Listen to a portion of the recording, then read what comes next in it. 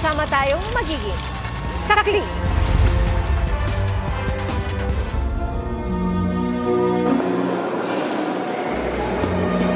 Walang patid ang dating ng mga nagluluksa at nagbibigay pugay para kay Pope Francis na nakalagak ngayon ang labi sa St. Peter's Basilica sa Vatican. Mula sa iba't ibang bansa at estado sa buhay ang mga nagtipon doon, tinatsaga ang mahabang pila para makapagpaalam sa tinaguriang People's Pope. At kasama sa mga nakapag-alay ng kanilang dasal, ang ilang Pilipino. Mahigit 1,000 pamilya ang nawalan ng tirahan sa dalawang malaking sunog na sumiklab sa Maynila. Ilan po sa mga nasunugan na nakawan pa. Saksi, si Oscar Oida. Mag-alas 2 na madaling araw kanina nang sumiklab ang apoy sa barangay 123 sa Tondo, Maynila. Sa drone video na ito, kita ang lawak ng sunog.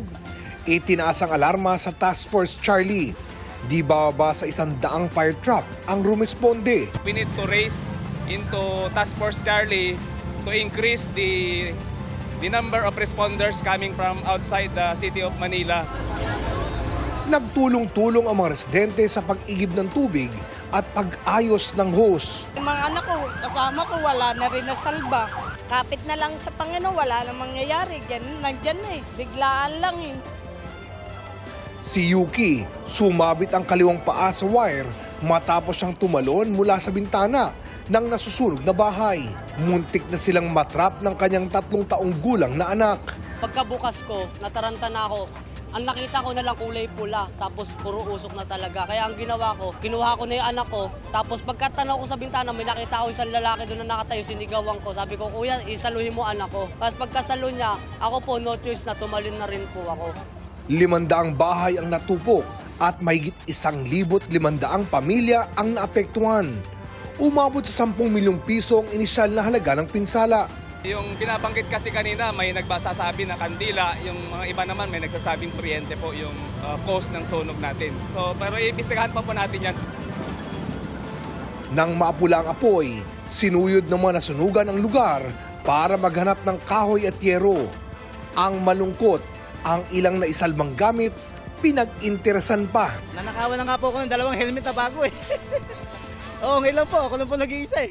Sa bangketa muna nanatili ang karamihan habang hinihintay ang masisilungang tent mula sa LGU. Sa port area, sumiklab din ang malaking sunog na umabot sa Task Force Alpha. Ayon sa ilang residente, kababalik lang ng kuryente nila noon nang magsimula ang sunog. Malaki, parang imperno. Aabot sa 200 bahay ang nasunog. 300 families po ang affected, more or less 1,000 individuals din po. Inaalam pa kung magkano ang halaga ng pinsala at kung ano ang sanhi ng sunog. Sa ngayon, hinahanapan na ng City Hall ng pansamantalang matitirhan ang mga biktima ng sunog sa parehong lugar. Inaalam ko lang ngayon kung saan yung magiging specific na designated temporary shelter nila. Will provide their meals, breakfast, lunch, dinner, hanggat hindi sila pa nakakahanap ng kanilang temporary na malilipatan. Para sa GMA Integrated News, Oscar Oida ang inyong saksi. Tagtad ng saksak at wala ng buhay ang isang doktor na matagpuan sa isang abandonadong SUV sa Quezon City. Arestadong suspect na natukoy sa tulong ng dashcam ng sasakyan. Saksi, si June Veneracion. Wala ng buhay ng abutan sa kanyang sasakyan ng isang lalaki sa barangay Pasong Putik, Quezon City. Ayon sa pulisya, isang gwardiya ang nag-report sa kanila, kaugnay si SUV, na inabandona sa Mindanao Avenue Extension. Nung pinuntahan lang nga ito ng Pasong Putik Police Station, doon nakita tumambad na yung biktima na wala ng buhay, tadtad ng saksak. Hindi pa siya pinapangalanan ng Quezon City Police, pero tinukoy bilang 68 taong gulang na doktor. Base sa investigasyon, isang iris scissors ang ginamit sa pagpatay sa biktima bago pagnakawan. Lumalabas na pagnanakaw yung motibo nitong suspect dahil nawawala yung cellphone, wallet at saka yung cash ng biktima. Nang inspeksyonin ang sasakyan at reviewin ang kuha ng dashcam, nakita ang pagdaan ng isang lalaki bago mag-alas 10 ng gabi ng Biyernes Santo. Hindi na nakunan ang mga sulod na tagpo, pero pumasok umano ang lalaki sa sasakyan. Sa follow-up operation ng mga pulis, nahuli ang umano'y suspect sa krimen. Nakuha sa kanya ang ATM card at nail cutter ng doktor. Pero itinanggi ng suspect na sangkot siya sa krimen. Giit niya, walang ATM card na nakuha sa kanya. At ang nail cutter, personal na gamit niya umano. Wala ka talagang kinalaman dito. Ba't ikaw ang nadampot? Namuha ko daw po kasi sa dashcam. Ani nga, nasa bahay lang siya nung Biyernes Santo. Sino makakapagsabi na nasa bahay ka ng mga oras na pinatay ang doktor? Asawa ko po siya mga kapitbahay namin. Na-inquest na po itong suspect. Siya po ay naharap dun sa reklamong robbery with homicide. Para sa GMA Integrated News, June Veneracion ang inyong saksi.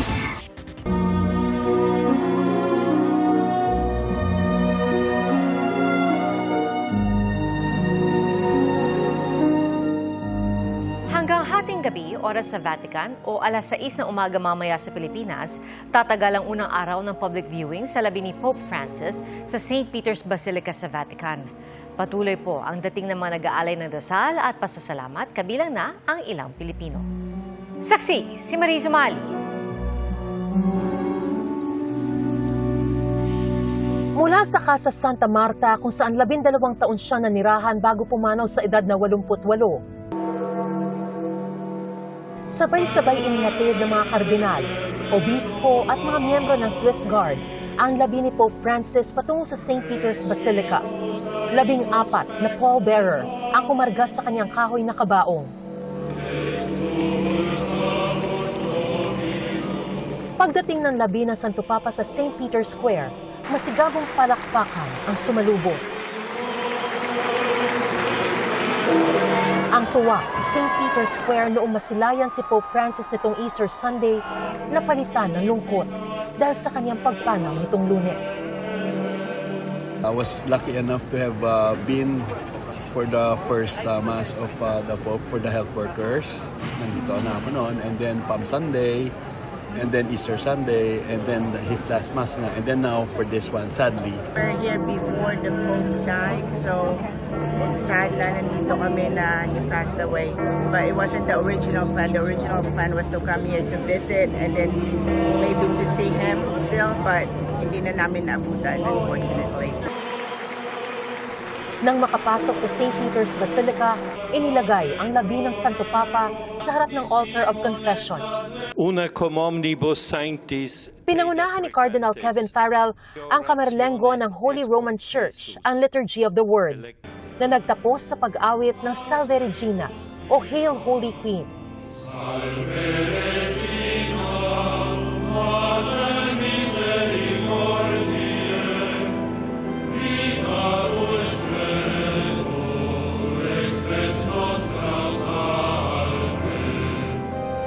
Sinundan niya ng pagpupugay ng iba pang kardinal, mga pari at iba pang tagasimbahan. Kasama riyan si Luis Antonio Cardinal Tagle, dating Manila Archbishop at ngayoy Pro-Prefect of the Section for the First Evangelization and New Particular Churches ng Dicastery for Evangelization. Sinimulan ang public viewing alas 5 ng hapon, oras sa Pilipinas, at magtatagal hanggang Biyernes. Mahaba ang pila papasok sa Basilica, kasama sa mga nakapagbigay-pugay ng ilang Pilipino. Sad that he's gone, but really grateful for his life, and we want to be able to continue what he's really taught us, to be courageous and hopeful. I feel so sad. We're expecting to see him, have an audience before okay. it happened this sermon. Okay. Prayers for you. Sa Sabado ang funeral mass para kay Pope Francis sa St. Peter's Basilica, nasusundan ng libing sa Basilica of St. Mary Major sa labas ng Vatican. Kanina, nag-alay na roon ang pagdarasal ng rosaryo na pinangunahan ni Vatican Secretary of State Cardinal Pietro Parolin. Kumpirmado ng dadalo sa funeral ni Pope Francis ang ilang world leader gaya ni US President Donald Trump, Ukrainian President Volodymyr Zelensky, French President Emmanuel Macron, at Prince William ng United Kingdom bilang kinatawan ng British royal family. Kumpirmado ring pupunta sa Vatican sina Pangulong Bongbong Marcos at First Lady Liza Araneta Marcos. Sa Pilipinas, nagdeklara na ng period of national mourning effective immediately hanggang sa araw ng libing ng Santo Papa. Kaya half-mast ang watawat ng Pilipinas sa lahat ng gusali ng gobyerno. Para sa GMA Integrated News, ako si Mariz Umali ang inyong saksi. Patay isang truck driver matapos maipit sa tumagilid na truck sa Misamis Oriental. 5 naman ang sugatan na masalpok ng 10-wheeler ang pader na isang bahay sa Rizal. Saksi, si EJ Gomez. Malpo ko sa may bahay. Warak yung truck ko. Kawawa ang driver nito. Kaya pala. Nagpupupot na siya, yung pala wala na siyang preno mga idol. Doon, lumusot yung truck doon sa mga logo. Nawasak ang pader ng bahay na ito matapos tumbukin ng 10-wheeler dump truck sa barangay San Gabriel, Teresa, Rizal kahapon ng madaling araw. Ang truck na may kargang buhangin galing daw sa Antipolo at magdi-deliver sana sa Morong ayon sa driver. Ang sabi ng driver, naramdaman niya na nawalan ng preno yung truck niya. So sa sobrang bigat ng truck, dahil puno ng buhangin, hindi niya na-control. Nawasak din ang unahang bahagi ng truck. Nadamay ang ilang metro ng water pipe sa lugar. Nagtamo ng mga sugat at pasa sa katawan ang 3 magkakaanak na nasa loob noon ng bahay. Kwento ng mga biktima, naging pahirapan ang kanilang paglabas sa bahay dahil sa mga gumuhong pader. Hindi sila nakadaan sa harapang gate dahil naharangan ito ng truck. Nirescue na lang sila mula sa bubong ng kanilang bahay. Bigla pong bumaksak na yung bahay, buhos na yung buhangin ba o alikabok. Ngayon, nagsisigaw na ako na tulong dahil wala na kaming makita. Ayon sa mga unang rumisponde, sinagip din ang sugatang pahinanti at ang naipit na truck driver. Inaresto pero pinalaya rin kalaunan ng pulisya ang truck driver matapos makipag-areglo sa mga biktima. Promise yung driver, pati yung may-ari ng truck, na babayaran nila ang damage. At yung bayarin sa ospital. Nasa pool naman sa CCTV ang pagsalpok ng isang pickup truck sa isang motorsiklo sa Dumaguete City, Negros Oriental. Nasa gitna na noon ng intersection ang motorsiklo nang masalpok ito ng patawid ding pickup. Tumilapon at humandusay sa kalsada ang rider na isang senior citizen. Dinala siya sa ospital pero nasawi kalaunan. Sumuko sa mga otoridad ang driver ng pickup. Ayon sa traffic investigator ng lungsod, nagkasundo na ang pickup driver at mga kaanak ng nasawing rider. Patay ang isang truck driver matapos maipit nang tumagilid ang minamaneho niyang truck sa Misamis Oriental kahapon. Sa kuha ng CCTV sa bayan ng Alubihid, kitang natumba ang truck at nalaglag ang karga nitong container.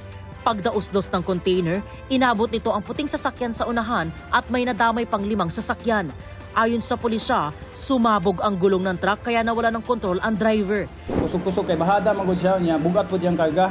Tungod ang karga ng container ba na binigar. Tungod sa kabugaton o tungod sa panahon kay init po. Dead on the spot ang truck driver. Habang nagtamo ng minor injuries ang driver ng nadamay na puting sasakyan.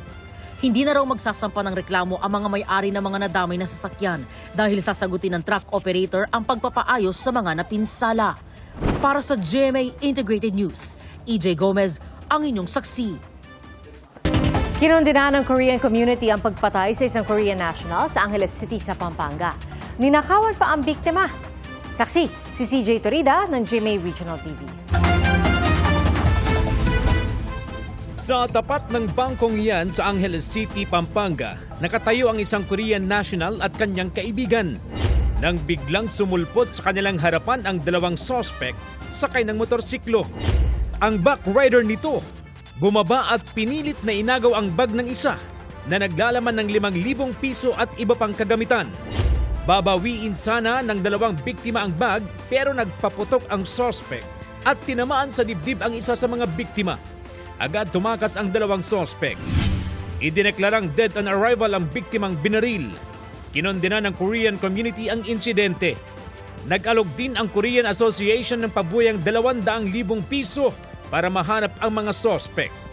Para sa GMA Integrated News, ako si CJ Torida ng GMA Regional TV, ang inyong saksi. Suspendido ang lisensya ng halos 700 driver na nasangkot sa mga disgrasya sa kalsada at nagpositibo sa drug test nitong Semana Santa. Ang sa Transportation Department, posible pa yung madagdagan lalo't maraming sasakyan din ang bagsak sa roadworthiness inspection. Saksi, si Bernadette Reyes.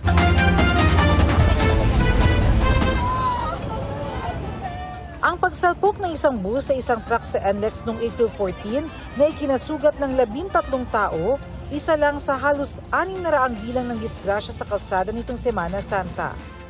Kuya, baba na po kami, please lang! Bukod pa yan sa mga sumbong laban sa mga kaskasero, tulad ng driver ng isang bus pala Union na nag-viral. At halos 100 driver na bumagsak sa drug test. Lahat sila naaabot sa halos 700 ng bilang, suspendido na ang driver's license. Hindi sila makakabiyahe, hindi sila makakamaneho, hindi sila kikita. Bakit ang daming mga kamote, drivers? Ang ibig sabihin niyan, hindi sufisyente yung mga proseso natin ngayon para siguraduhin na kwalipikado at skilled ang mga driver natin. Clearly ngayon, may proseso tayo pero hindi siya epektibo. So yun ang kailangan natin baguhin. Pinadalhan din ng show cause order ang mga operator o kumpanyang nagsisilbi nilang employer kung meron. Pagpapaliwanag, magpaliwanag yung bus company kung bakit sila nag-hire or pinapahintulutan nila na yung super nila na magmamaneho ay may drug content sa kanyang dugo or may alcohol content ho sa kanyang dugo. Bubuo rin ng LTO ng grupong titiyak na walang nakapagdroga o nakainom na makapagmamaneho. Ayon sa DOTR, maaari pa raw madagdagan ng bilang ng mga drivers na masususpende o marerevoke ang lisensya sa paglipas na mga araw. Bubuo na rin daw ng special task force na tututok sa pag-review ng mga road safety policy sa bansa. Kabilang dyan ang pagtiyak na roadworthy o ligtas na bumiyahe ang mga sasakyan. Lalo't mahigit 1,000 sa mga yan ay bagsak sa inspeksyon nitong Semana Santa. Tututukan din yan ng bubuuing task force. Yung roadworthiness, kailangan yan, talagang chinecheck. Chinecheck ang makina, chinecheck ang preno, lalo na para sa mga truck at sa mga bus. Talagang magka-crackdown tayo dito sa mga unroadworthy vehicles. LTO has the authority to stop any vehicle on the road that sa tingin lang should not be in the road. Punit-punit na silya, kundi kinakalawang na katawan. Sa expressway, no, wala naman nasugatan, wala naman aberya, nasa tabi ng kalye, pero nasunog. Bakit hindi mo minimintena ang sasakyan mo? Pabor naman dito ang mga transport group at mga driver. Kailangan ay lagi nakakondisyon ng isip, nakakondisyon ng katawan. Sana yung mga driver, magkaroon na sila ng aral dito sa nangyari na to. Wala namang problema yun. Basta nasa tama ka. Wag ka lang guilty. Tama po yun. Kasi kami mga matitino nadadamay sa mga ano na yan. Tama po yun. Para sa GMA Integrated News, Bernadette Reyes ang inyong saksi.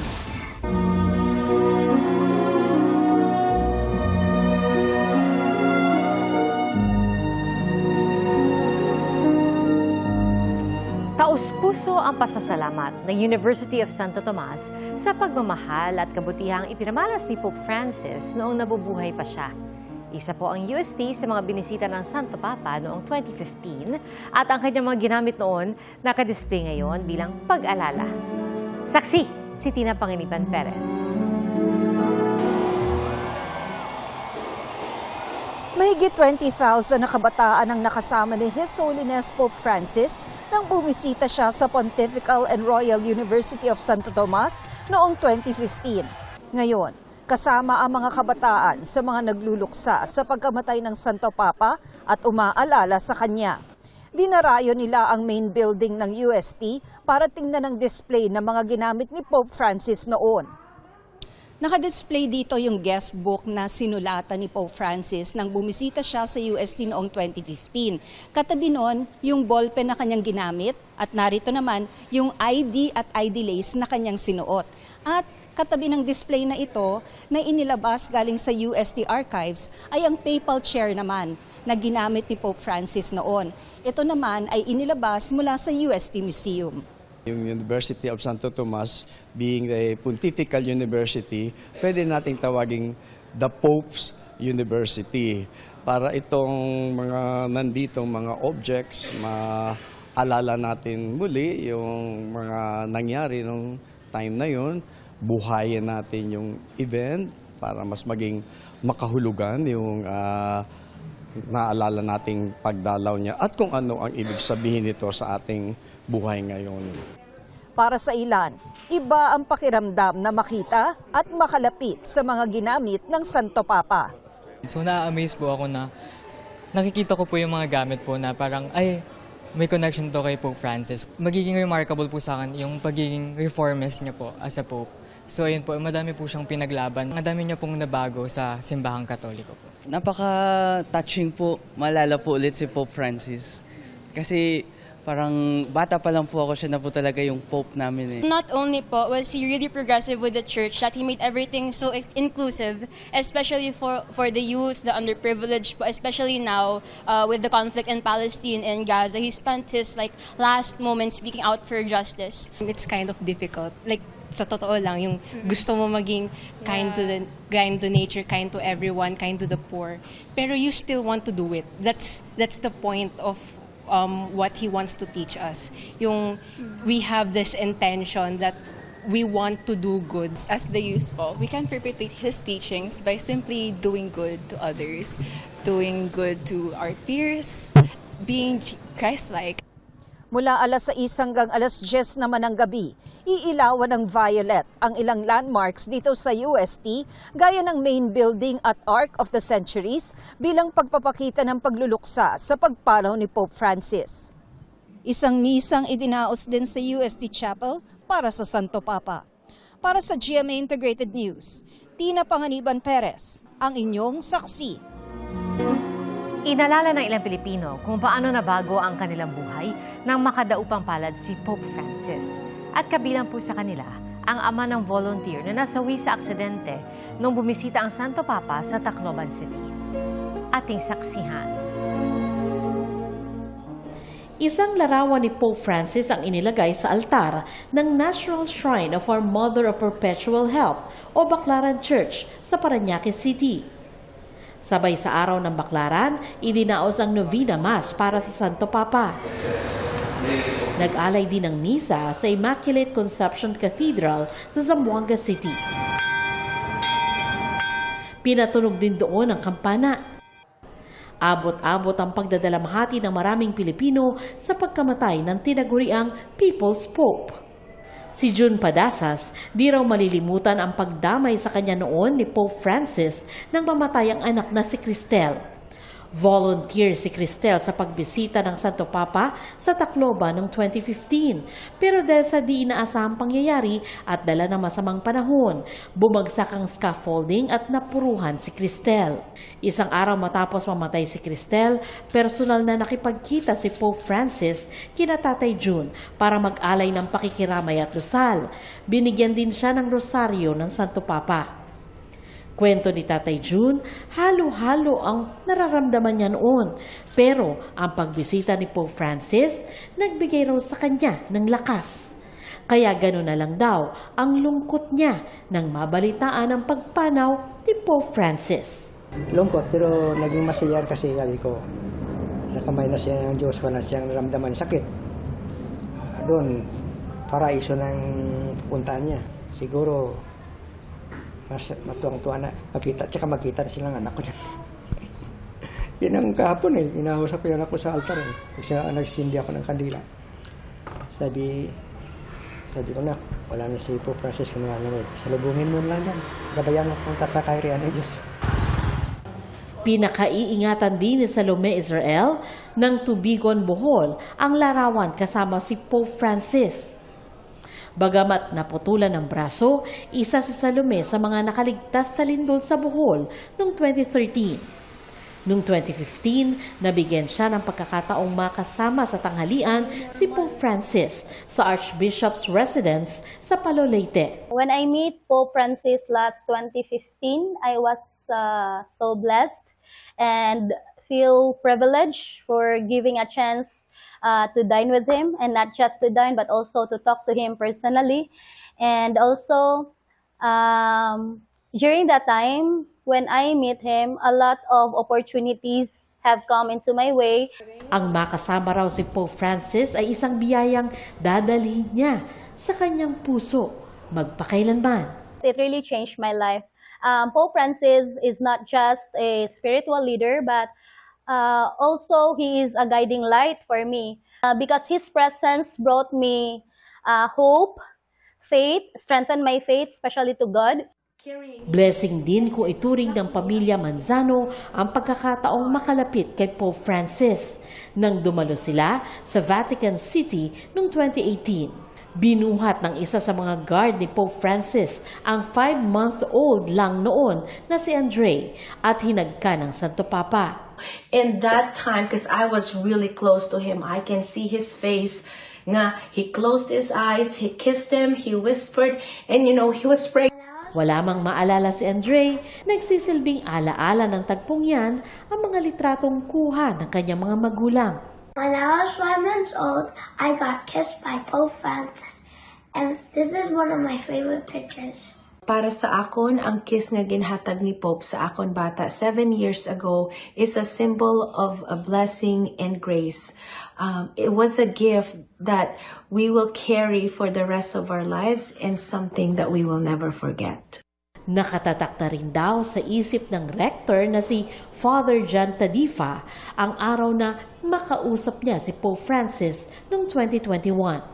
Inspirasyon raw ito para pagbutihin ang kanyang ginagawa. Pagpalakit ko man sa iya personally and saying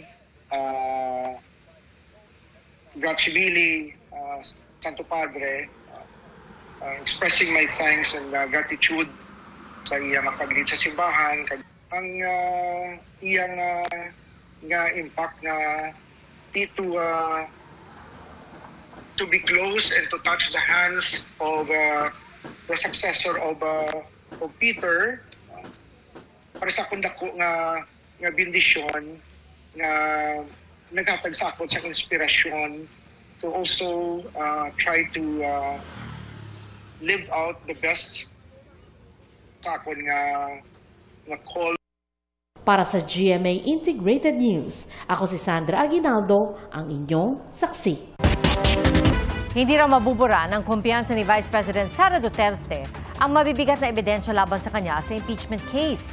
Sagot po yan ng liderato ng Kamara sa pahayag ng Vice Presidente na kumpiyansa siyang maipapanalo ng kanyang mga abogado ang impeachment case.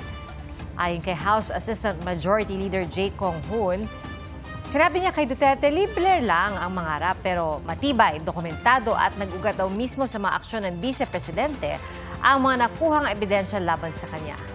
Ipinunto rin ni House Deputy Majority Leader Paulo Ortega ang hawak nilang mga impormasyon kaugnay sa hindi umunong tamang paggamit ng confidential funds ni Duterte.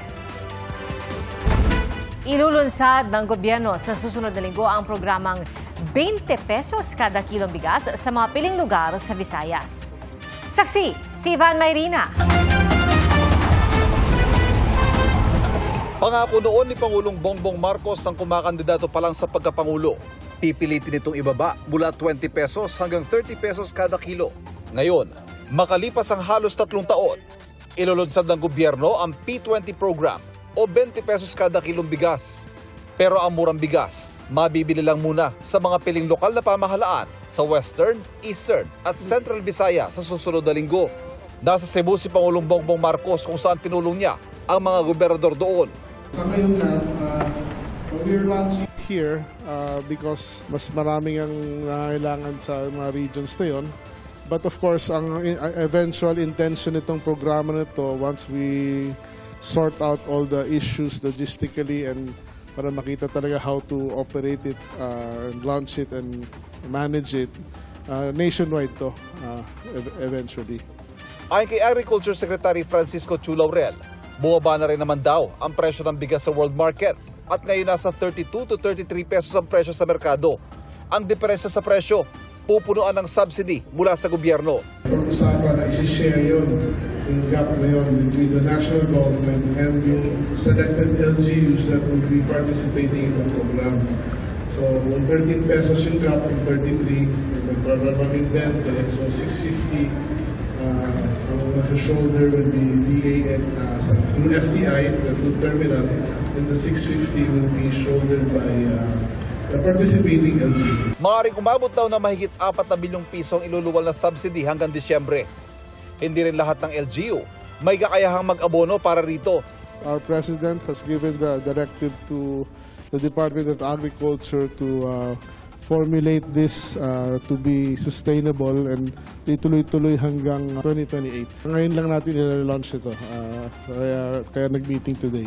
10 kilo bawat pamilya kada linggo ang pwedeng bilhin sa ganitong presyo. Si Vice President Sara Duterte, duda sa programa ng gobyerno. Bakit 20 pesos per kilo lang dito sa Visayas? At bakit merong meeting sa Cebu Capitol ang lahat ng mga governors o karamihan ng mga governors sa Visayas? So baka may problema sila sa boto dito sa Visayas. Hinihingan pa namin ng pahayag ang Malacanang sa hirit ng bise. Para sa GMA Integrated News, Ivan Mayrina, ang inyong saksi. Nagbabala ang Korte Suprema laban sa mga manloloko na gumagamit ng mga peking court order o subpoena. Saksi, si Salima Refran. Mismo si Chief Justice Alexander Gesmundo na ang nagbabala. May mga gumagamit ng mga peking court order at subpoenas para makapanloko at mamera. Wag basta maniniwala sa mga bagay na yan. Magberipika at magtanong. Panahon na para maging alerto tayo at pangalagaan natin ang ating mga ari-arian karapatan na hindi tayo maging biktima ng mga scammer na ito. Kasunod ito ng pagdami ng mga natatanggap nilang sumbong ng mga peking order na nananakot ng aksyon ng korte kung hindi makikipag-areglo o makikipag-ayos sa nakalagay na nagpapanggap na abogado. Pati nga raw si Gesmundo, ginagamit rin sa mga peking court document. Yung pangalan ko makikita nyo na minsan nakalagay nga Attorney Alexander Gesmundo pero Chief Justice. Maniniwala ba agad kayo sa mga ganong notisya? Magberipika kayo sa korteng sinasabi nilang doon kayo pumunta. Pwede din kayo magberipika sa Korte Suprema. Hinihikayat ng Korte Suprema ang publiko na mag-report sa kanila o sa mismong mga trial courts. Iniimbestigahan na rin daw ito ng mga otoridad. Paharapin sa mga reklamong kriminal ang mga mahuhuling nasa likod ng mga fake court order at notices na ito. Para sa GMA Integrated News, ako si Salima Refran, ang inyong saksi. Nagngangalit na apoy at makapal na usok ang humambalang sa kalsadang yan sa Indiana, sa Amerika. Nasusunog pala noon ang isang truck. Nagdulot ito ng pansamantalang pagsasara ng ilang lane. Pero binuksan din kalaunan at walang nasaktan sa insidente. Salamat po sa inyong pagsaksi. Ako si Pia Arcangel para sa mas malaking misyon at sa mas malawak na paglilingkod sa bayan. Mula sa GMA Integrated News, ang News Authority ng Filipino. Hanggang bukas, sama-sama po tayong magiging saksi! Mga kapuso, maging una sa saksi. Mag-subscribe sa GMA Integrated News sa YouTube para sa iba't ibang balita.